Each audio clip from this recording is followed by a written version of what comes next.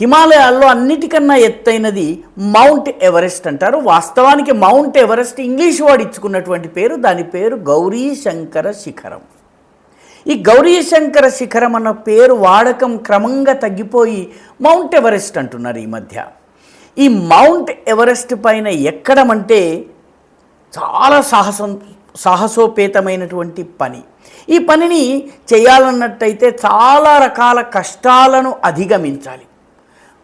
భారతదేశానికి చెందినటువంటి సరిహద్దు భద్రతా దళానికి చెందినటువంటి 4 యువతులు నారీ శక్తికి ప్రతీకగా గౌరీశంకర శిఖరము మౌంట్ ఎవరెస్ట్ పైకి ఎక్కడమే కాకుండా అక్కడ త్రివర్ణ పతాకాన్ని ఎగరవేయటం, దానితో పాటు పూర్తి వందే మాత్రం పడడం చేశారు. ఇది ఒక అద్భుతమైనటువంటి రికార్డు. ఎందుకంటే బీఎస్ఎఫ్ మహిళలు ఈ రకంగా చేయటం ఇది మొట్టమొదటిసారి. ఈ పనిని చేసి మౌంట్ ఎవరెస్ట్ మీదకి ఎక్కి అక్కడ త్రివర్ణ పతాకాన్ని ఎగరేసి పూర్తి వందే మాత్రం పడడం ఇదే మొదటిసారి.